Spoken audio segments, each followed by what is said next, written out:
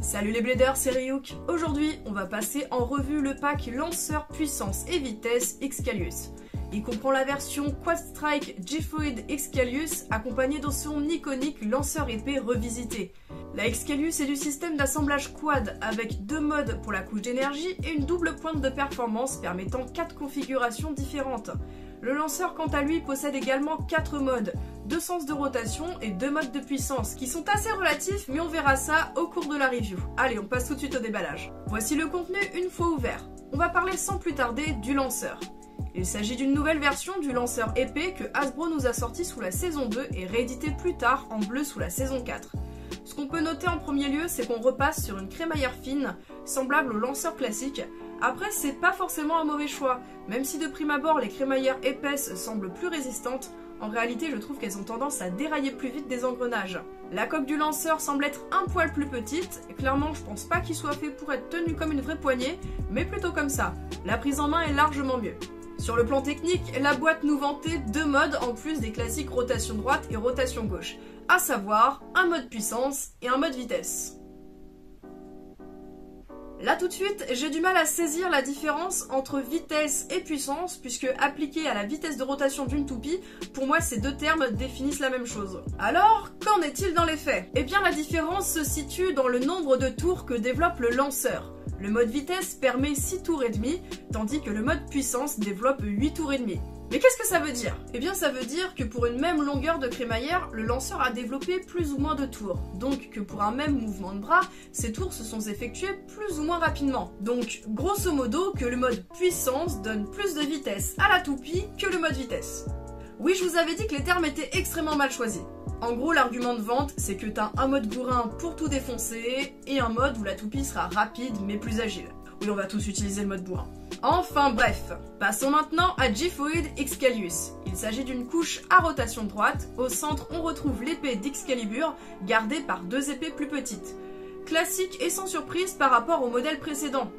La pièce G-Fluid reprend la forme de losange très angulaire de la Surge Excalius, connue à l'époque pour faire de gros dégâts. Les lames sont en plus inclinées, ce qui va permettre d'aller chercher l'adversaire sous différents angles et ne lui laisser aucun répit.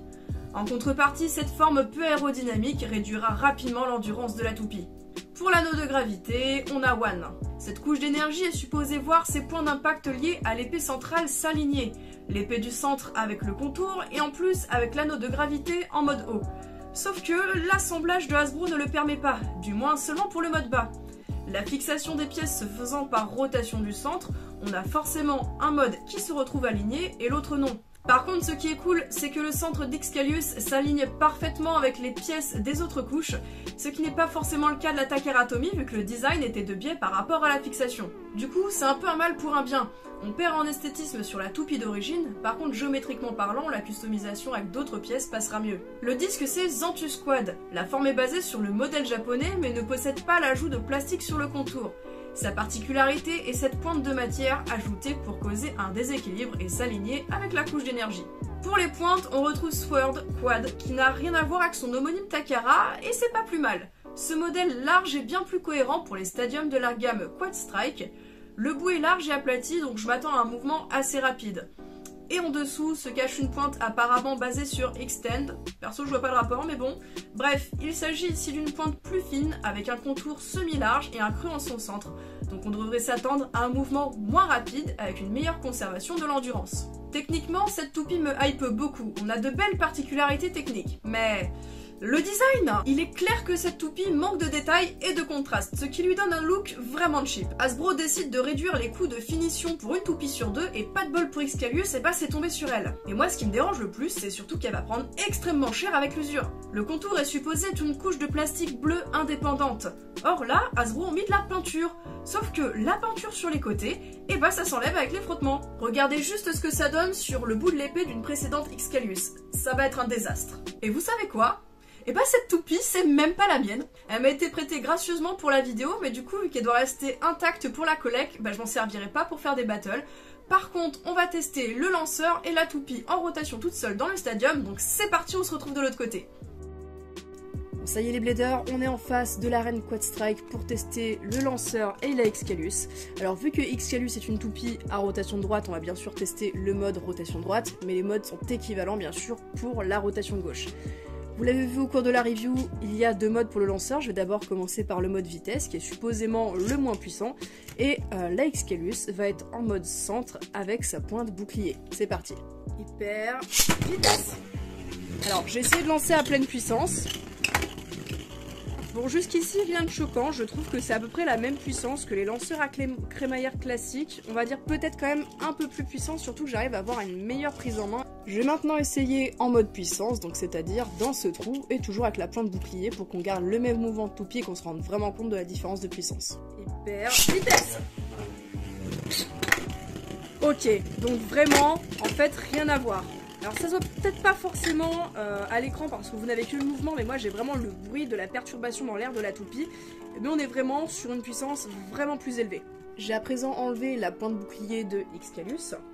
Et du coup, on va se retester donc le lanceur avec une pointe avec un autre mouvement du coup. Donc d'abord en mode vitesse, c'est parti, hyper vitesse.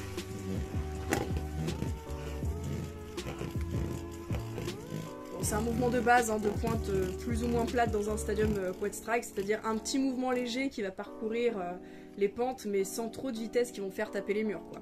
En mode puissance, hyper vitesse. Ouais.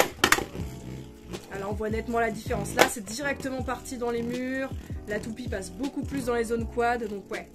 J'ai à présent changé le mode de la couche énergie, cette fois-ci elle est en mode apex, mode pointe, mode haut, tout ce qu'on veut.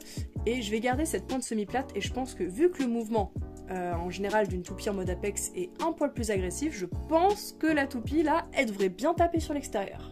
Et pour ce tir, j'ai gardé le mode puissance, hyper vitesse. Allez Excalus. Ouais, elle bouge pas mal. Yes, c'est ça. Elle saute un petit peu quand elle prend les zones quad. Non, c'est cool, franchement. Bon, ça y est les bladers, je crois qu'avec ces quelques tests de lancer, j'ai appris à apprivoiser ce lanceur. Si sur le papier les différences techniques étaient là, j'avais peur qu'en réalité elles ne soient pas si significatives que ça, puisqu'il y a plein d'aspects dans Beyblade qu'on nous présente sur le papier comme fantastiques, sauf qu'en réalité, c'est à peine si on les voit à l'œil nu. J'avais peur que ce soit le cas franchement avec ce lanceur entre les 2 modes de puissance, et pourtant, j'ai senti la différence. Le mode vitesse, donc le mode du bas, s'apparente plus ou moins à un mode classique, c'est-à-dire que en termes de feeling de lancer, c'est similaire à un lanceur à crémaillère qu'on a dans les starters. Pour le coup, c'est juste que perso, j'arrive à mieux le tenir, et du coup, je peux tirer à pleine balle, ce qui n'est pas le cas avec les lanceurs à crémaillère classique, puisqu'ils se bardent de mes doigts quand je tire. Donc là, j'ai l'impression, à la résistance de la crémaillère et à la puissance qui est développée, c'est globalement la même chose qu'un lanceur à crémaillère classique de la gamme Quad Strike Hasbro. Par contre, la différence arrive en effet avec le mode puissance, donc c'est-à-dire quand vous mettez la crémaillère dans les trous du haut. Je m'y attendais pas, mais du coup quand on tire, la résistance, elle est plus forte. On sent que c'est plus lourd et qu'il faut tirer plus fort. Et en contrepartie, du coup bien sûr, la toupie dans le stadium a plus de vitesse de rotation. Et cette différence de feeling et de vitesse de rotation s'explique certainement par le mécanisme qu'il y a à l'intérieur. Je n'ai pas encore ouvert, mais je suppose qu'à l'intérieur se cachent 2 engrenages. En gros, vous voyez, la crémaillère passe soit dans un trou en bas, soit dans un trou en haut. Eh bien, je suppose qu'il doit y avoir un engrenage plus gros et un engrenage plus petit, ce qui donne du coup cette différence de feeling au niveau du lancer et du coup cette différence de rendement dans le nombre de tours qu'effectue le lanceur pour une même distance de crémaillère. Donc là où chez Takara Tomy, on avait une crémaillère qui rentrait plus ou moins loin dans le lanceur et qui du coup développait plus ou moins de tours, du côté de chez Hasbro, la différence ne se situe pas au niveau de la longueur de la crémaillère, mais au niveau des engrenages et du rendement qui arrivent à l'intérieur, donc ça c'est plutôt intéressant d'avoir fait ça comme ça. En ce qui concerne la toupie, comme je l'ai dit au cours de la review, c'est une toupie que je n'utiliserai pas en battle puisque ce n'est pas la mienne, on me l'a prêtée pour la vidéo et elle doit rester intacte. Sauf que là il y a un petit détail un peu fâcheux, c'est-à-dire que je l'ai fait tourner seule dans le stadium et pourtant, alors je vous fais un petit focus au niveau de l'extérieur, mais voilà, la peinture a déjà pris cher alors que cette toupie n'a combattu aucun adversaire. C'est juste le frottement avec les murs. Donc s'il y en a parmi vous qui regardez cette vidéo, qui ont prévu d'acheter cette toupie ou qui l'ont déjà acheté, si vous avez un petit retour à faire concernant l'usure de la peinture en commentaire, n'hésitez pas à le faire, franchement ça serait super intéressant d'avoir l'avis de la communauté là-dessus. et aussi du coup sur les performances de la toupie, parce que j'imagine qu'elle doit être quand même assez agressive, mais ce n'est qu'une supposition, je ne pourrais pas la tester. Du coup voilà, peut-être qu'elle serait utilisée pour la Battle League aussi, j'ai hâte de la voir combattre cette Bae. En tout cas elle est super intéressante, moi c'était un plaisir d'avoir pu l'ouvrir. C'était Ryuk, j'espère que vous avez apprécié la vidéo et je vous dis à la prochaine.